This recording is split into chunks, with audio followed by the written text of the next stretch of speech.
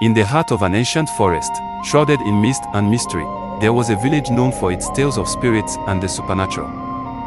This village, hidden from the world by towering trees and winding rivers, was home to a market unlike any other, a market that appeared only at the stroke of midnight and vanished with the first light of dawn. It was known as the Ghost Market.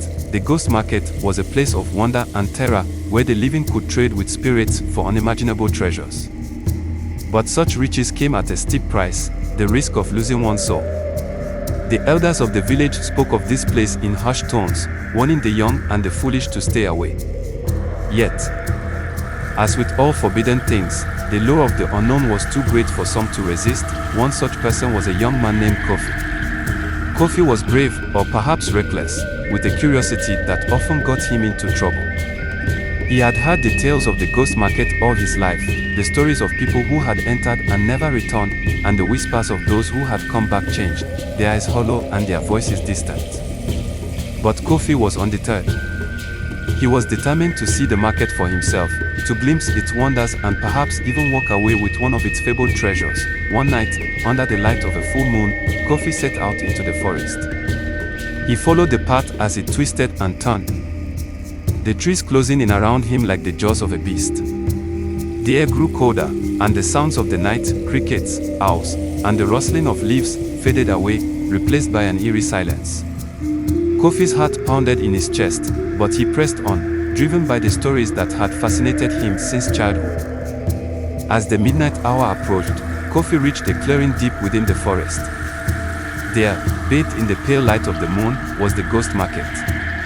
It was a sight both wondrous and terrifying, a place where the veil between the living and the dead was thin, and where the impossible seemed within reach. Stalls lined the clearing, each manned by a spirit. Some were pale and translucent, with eyes that glowed like embers. Others were shadowy figures, their forms shifting and changing like smoke.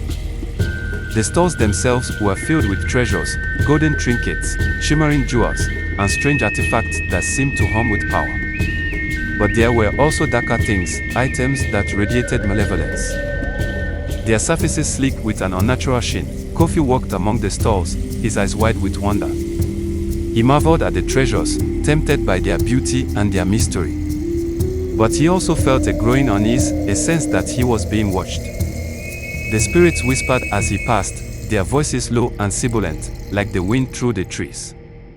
He could not understand their words, but he knew they were speaking of him. At one stall, Kofi stopped. The spirit behind it was an old woman, her face wrinkled and her eyes as black as the night. She smiled at Kofi, revealing teeth sharp as daggers, and beckoned him closer. "Welcome, young one," she said, her voice like the creak of an ancient door. "What is it you seek?" Kofi hesitated. He had not come with a specific desire, only a vague longing for adventure, for something beyond the ordinary. But now, faced with the reality of the market, he was unsure. "I don't know," he admitted. The old woman laughed softly, a sound like dry leaves rustling in the wind. "Oh, but you must know, child. For nothing here is given without a price. You must ask for what you want and be prepared to pay the cost." Kofi looked around, his gaze falling on a small, intricately carved box on the woman's stall. It was beautiful, made of dark wood inlaid with silver, and it seemed to pulse with a faint light. Without thinking, he pointed to it. "This," he said. "I want this." The old woman's smile widened. "A wise choice, or a foolish one? The box contains great power, but power comes with a price. Are you willing to pay it?" Kofi swallowed, his throat dry. "What is the price?" "Your soul, of course," the woman replied, her voice almost a whisper. "You may keep the box and all that it holds, but in exchange, your soul will belong to me." Kofi's heart raced. He had heard the stories, had known the risks, but now, faced with the reality, he felt a cold dread settle over him. Yet, he was also filled with a strange determination. The box called to him, its power singing in his blood. He knew he should turn away, leave the market, and never return. But he could not. "I'll do it," he said, his voice shaking but resolute. The old woman nodded, and with a wave of her hand, the box floated into Kofi's grasp. The moment he touched it, he felt a surge of energy. A connection to something vast and ancient. But along with the power came a deep, gnawing emptiness, as if a part of him had been ripped away. "Go now," the woman said, her voice distant as if coming from a great distance. "The market is closing." Kofi turned and fled, the box clutched tightly in his hands. The market faded behind him, the stalls and spirits dissolving into the mist as the first light of dawn touched the treetops. When Kofi returned to the village, he was hailed as a hero. He had braved the ghost market and returned with a treasure of unimaginable power.